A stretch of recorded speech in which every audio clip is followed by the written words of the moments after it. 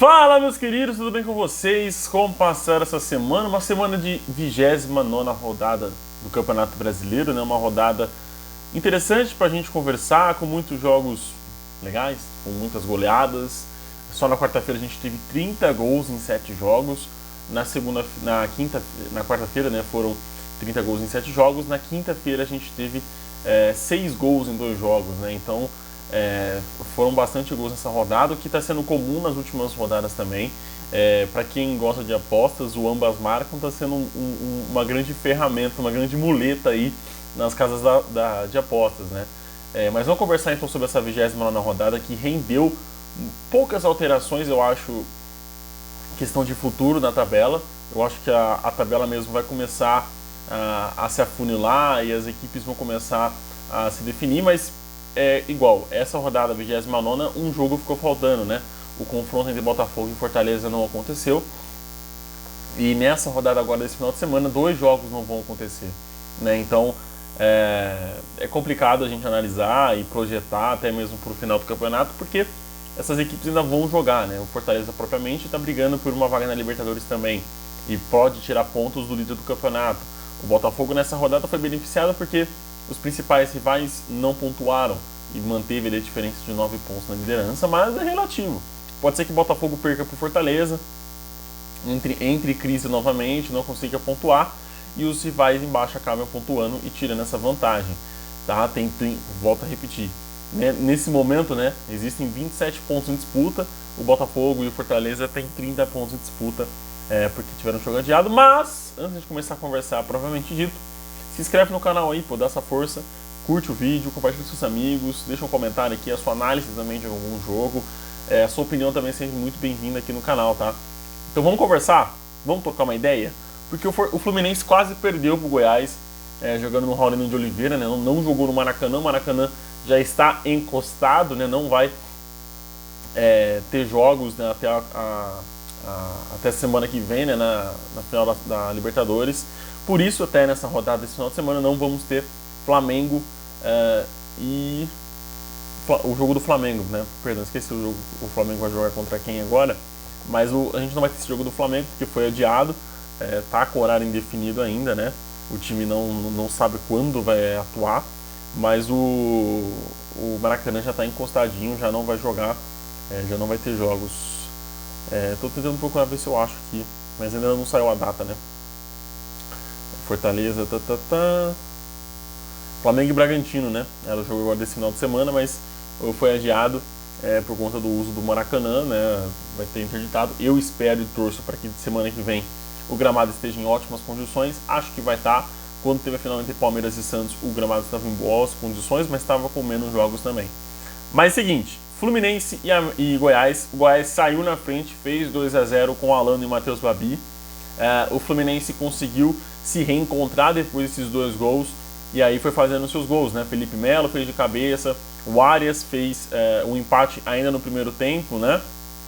Mas aí logo no comecinho do segundo tempo o Arias voltou a marcar e fez o 3-2. E aí, cara, o Goiás abriu as pernas, o Fluminense foi amplamente melhor, conseguiu manter o volume de jogo, né? Empurrando o Goiás para trás, cada vez mais para trás.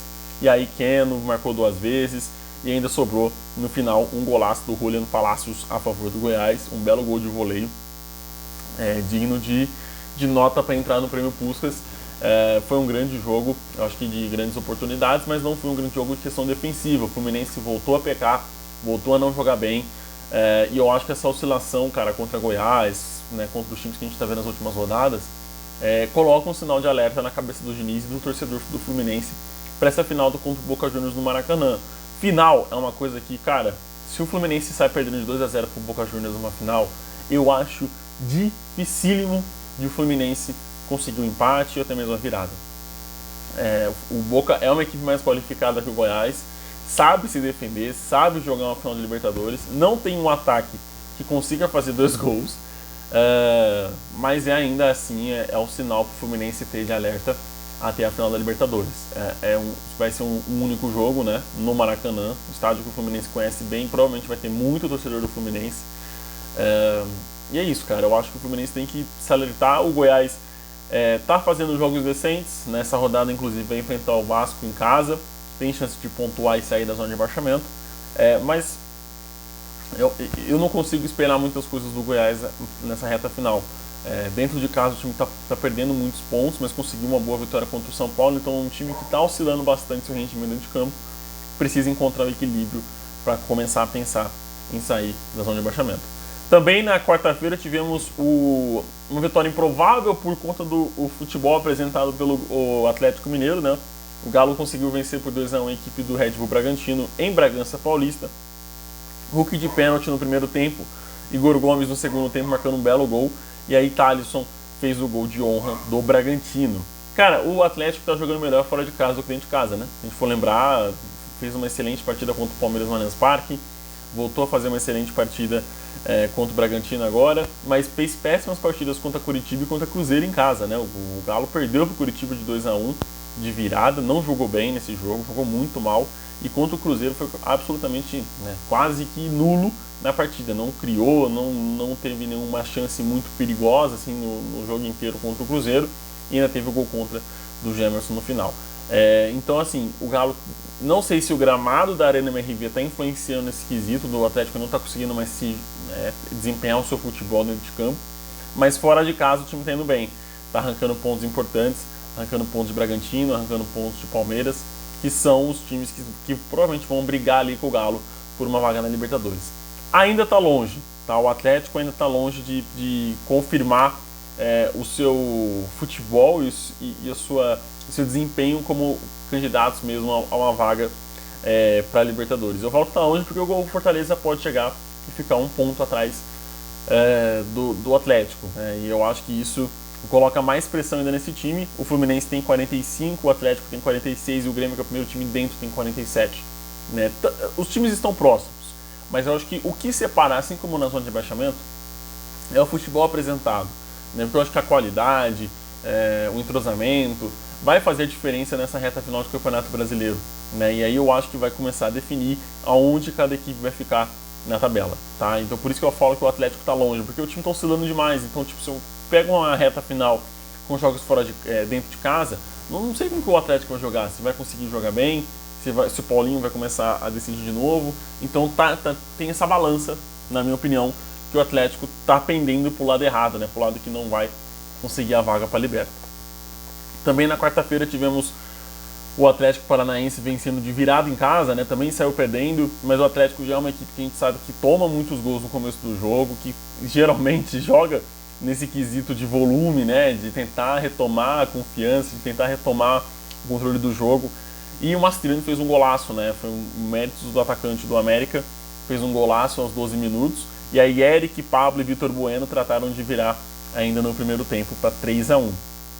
No segundo tempo, Emmanuel Martins ainda fez o golzinho ali de honra do América, mas, cara, ficou nisso, 3-2. Eu acho que o Atlético, diferente dos outros times, meio que carimba a sua vaga para Libertadores. Eu acho que o Atlético dificilmente vai sair desse G6, muito por conta dos jogos em casa.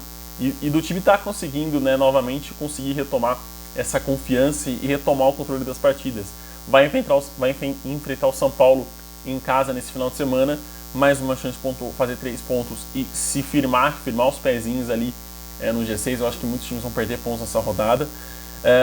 Mas, cara, precisa ter esse sinal em alerta para a temporada que vem, né? Nem tanto nessa, mas para a temporada que vem o Furacão precisa estar em alerta com esse desempenho perigoso no Campeonato Brasileiro. Que o time está tendo no Campeonato Brasileiro, que isso pecou em outras competições, né? Acabou respingando em outras competições, sem sombra de dúvidas, porque o time toma muitos gols em casa, muitos gols no começo do jogo, e é difícil mesmo você virar a partida. Também na quarta-feira tivemos a goleada do Palmeiras em cima do São Paulo, uma goleada histórica, é a maior goleada da história do Palmeiras em cima do São Paulo, 5-0, com direito a 2 gols do Breno Lopes, 2 gols do Piquerez e ainda um gol do Marcos Rocha. O Palmeiras dominou o São Paulo do começo ao fim do jogo. Se você for assistir os melhores momentos da partida, você não vai ver nenhuma defesa do Everton numa finalização do São Paulo, uma defesa assim, uma defesa difícil. Pelo contrário, o Rafael trabalhou muito, né, no gol do São Paulo, fez boas defesas, intercedeu em grandes momentos e, cara, para mim foi uma partida completamente desastrosa do São Paulo, perdido em campo, não conseguiu se encontrar, destemperado, fazendo muitas faltas duras. O Klaus até foi muito complacente com as faltas que tiveram. O Rafinha, que saiu esbravejando depois da expulsão, já era para ter sido expulso, na minha opinião, porque ele deixa a mão fechada no rosto do Breno Lopes. Para mim, é lance de cartão vermelho. Luciano também acabou entrando no jogo já nervoso e merecia também a expulsão pela agressão em cima do Fabinho, né, volante do Palmeiras. Mas, cara, foi uma partida de almanaque do Palmeiras contra uma partida desastrosa do São Paulo e tá muito bem resumida nos 5 gols que o Palmeiras conseguiu fazer no São Paulo. É uma goleada, resume muito bem, talvez, como tenha sido a temporada de futebol dessas equipes, né, onde o São Paulo, sem Lucas Moura, dificilmente teria conquistado a Copa do Brasil, dificilmente estaria onde está, né, com vaga garantida para a Libertadores, com a tranquilidade que esse título deu para o São Paulo na temporada. E eu acho que 38 pontos no Campeonato Brasileiro, um time que ainda não venceu fora de casa, cara, era para a torcida estar pegando no pé, né? Mas o título da Copa do Brasil, óbvio que ameniza muito as coisas. E se a gente for lembrar, no passado o São Paulo teve uma campanha muito parecida no Campeonato Brasileiro, de não conseguir vencer fora de casa, mas na reta final conseguiu vencer, até quase que conseguiu uma vaga para a Libertadores. Mas nesse ano eu vejo uma situação muito mais complicada se tratando de tabela de Campeonato Brasileiro para o São Paulo. Acho que o São Paulo não consegue ficar no topo, né, ficar na parte de cima da tabela, e aí precisa mesmo ligar o sinal de alerta para não ficar na parte de baixo e correr riscos nessa reta final. 38 pontos é muita coisa nesse momento. O São Paulo tem 38, o primeiro time dentro da zona de rebaixamento tem 31. Né? São 7 pontos que separam no mínimo 3 jogos, faltam 9. Pode acontecer? Cara, pode, é uma chance mínima, mas eu acho que as equipes que estão abaixo do São Paulo estão jogando pior. Né? Estão jogando pior. Então acho que o São Paulo consegue pelo menos pontuar dentro de casa e evitar passar por uma vergonha ainda maior no final da temporada. Mas, cara, 5-0 é pra se ligar o sinal amarelo, porque, cara, não é normal você perder um clássico por 5-0, independente de como está a sua temporada. Se o São Paulo tivesse sido campeão de tudo, eu acho que não dá pra você perder um clássico por 5-0. Ao Palmeiras, como eu falei, uma partida de almanaque, jogou muito bem, controlou o São Paulo do começo ao fim do jogo. Não tem nem muito o que falar, é só elogio mesmo o Palmeiras, que fez um excelente jogo no Allianz Parque. Também não para encerrar, né, porque ainda faltam 2 joguinhos, mas o Cruzeiro venceu o Bahia por 3-0. E não foi um jogo assim que o Cruzeiro conseguiu dominar, e nem um jogo em que o Bahia conseguiu oferecer riscos ao Cruzeiro. Os gols foram gols um tanto feitos ali no improviso, na sorte. Cano fez o primeiro gol, um gol contra, né, a favor do Cruzeiro. Depois o Marlon, num cruzamento, que a bola bateu na trave, entrou no gol. Fez o segundo gol no segundo tempo. E o Bruno Rodrigues se atirando para a bola, né, colocando a perna e se atirando para a bola, fez aí o gol do Cruzeiro, o terceiro gol, na reta final do jogo. Cara, foi um placar assim elástico, que tomara que dê moral pro Cruzeiro, porque o time do Cruzeiro é um time muito interessante. Não é um time excelente, mas é um time interessante, bom. Não merece estar passando por essa fase turbulenta de briga contra o rebaixamento, mas é um time que não é para também pensar para a Libertadores. Então, acho que essa vitória e a confirmação dos 37 pontos, eu acho que conseguem dar um calorzinho assim no torcedor do Cruzeiro, uma tranquilidade, que o time está saindo dessa zona ingrata, né? Entrou na zona de Sul-Americana já e provavelmente vai se confirmar nessa zona, pelo menos nessa temporada. Acho que as equipes que estão abaixo agora, Corinthians, Bahia, Santos, Goiás e Vasco, estão jogando pior do que o Cruzeiro nesse momento. O Cruzeiro fora de casa, inclusive, é muito bom. Dentro de casa nem tanto, né? Inclusive o Cruzeiro marcou, se eu não me engano, 5 gols em casa apenas nesse campeonato brasileiro. Também na quarta-feira tivemos muitos jogos, né? 7 jogos na quarta-feira. Grêmio venceu o Flamengo por 3-2 de virada. O Flamengo saiu na frente com o Everton, Cebolinha ainda no primeiro tempo. E aí Ferreira, Nathan Fernandes e André fizeram 3-1 pro Grêmio, né? Pro Grêmio. E aí o Luiz Araújo fez o 3-2 pro Flamengo na reta final. O Flamengo estava melhor do que o Grêmio, estava tendo as melhores oportunidades, construindo melhor o seu sistema de jogo, mas aí as alterações do Tite e as alterações do Renato Gaúcho funcionaram de maneiras opostas, né? A do Tite demorou muito para engrenar, demorou muito para funcionar. Gabigol completamente perdido dentro de campo, o Bruno Henrique também, não gostei da entrada dos dois. E já o Grêmio foi o outro time, né? O Nathan Fernandes veio do banco, fez o gol da virada do Grêmio, e aí dá moral pro time, dá moral pro técnico. 5 minutos depois o Grêmio conseguiu fazer o 3-1, e aí jogou um pouco mais tranquilo, recuou, segurou o resultado até o final. Méritos totais do Grêmio, acho que fez uma excelente reta final do segundo tempo, né, conseguindo fazer a virada. Mas vale a gente ressaltar isso, né? Uma grande partida dos técnicos, do técnico no caso Renato Gaúcho, uma péssima partida do Tite, que foi muito mal nesse jogo contra o Grêmio na Arena. Para encerrar, para fechar, vamos falar de um jogo horrível, né? A gente só falou de grandes jogos, muitos gols, né? 5-3, 5-0, 3-2, 3-2 tivemos nesse jogo, 2-1, enfim, vários jogos, né? Vários gols, 30 gols, poxa, a gente teve 30 gols em 7 jogos. Nossa, que número elevado de gols, que futebol bonito, como o futebol brasileiro é bonito. E aí a gente fala para Cuiabá e Corinthians, Cuiabá 0, Corinthians 1. E quase foi um 0-0, porque foi um jogo horrível, um jogo muito fraco tecnicamente falando, sem chances, sem grandes chances, sem movimentação, sem finalização, os atacantes completamente perdidos em campo, e 1-0 do Corinthians eu acho que resume muito bem, né? O Corinthians novamente consegue a sua bola aérea, chuveirinho na área o tempo todo, cruzamento para a área, Deus nos acuda, Gil de centroavante, e aí o Romero acabou fazendo o gol com o passe do Gil aos 77 minutos do segundo tempo, né? Gol do Romero com assistência do Gil num cruzamento do Fagner, e aí acabou saindo 1-0 Corinthians. O Corinthians respira, eu acho que nem tanto, mas respira, vai para 36 pontos. Acho que vence o Santos nesse final de semana, amanhã, domingo, né? Acho que vence o Santos e aí sim, mais tranquilo, vai para 39 pontos. Mas o time não joga bem. O Corinthians não conseguiu jogar bem ainda com o Mano Menezes, não conseguiu jogar bem nessa reta final, nesse segundo turno. É uma das piores campanhas do Brasileirão. Mas vence um confronto direto ali, tira uma vantagem, né? Fica 37 para o Cuiabá, 36 para o Corinthians, e aí já começa a respirar. A diferença para a zona de rebaixamento é a mesma, de 5 pontos, mas eu acho que já muda um pouquinho o panorama da equipe, né? Vinha de 3 empates, consegue essa vitória importante, mas eu acho que o time ainda precisa ter o sinal amarelo em alerta, né? Porque o time oscila demais, principalmente em casa, onde empatou na última rodada por lanterna da competição, a América Mineiro. Também, agora passando para quinta-feira, né, os últimos 2 jogos dessa 29ª rodada, tivemos Vasco e Inter. O Vasco perdeu para o Internacional em casa, uma derrota eu acho que trágica para o Vasco, mas que não altera muito o percurso da equipe, tá? O Vasco está jogando bem, está criando jogadas, só precisa ter tranquilidade para converter essas jogadas em gol.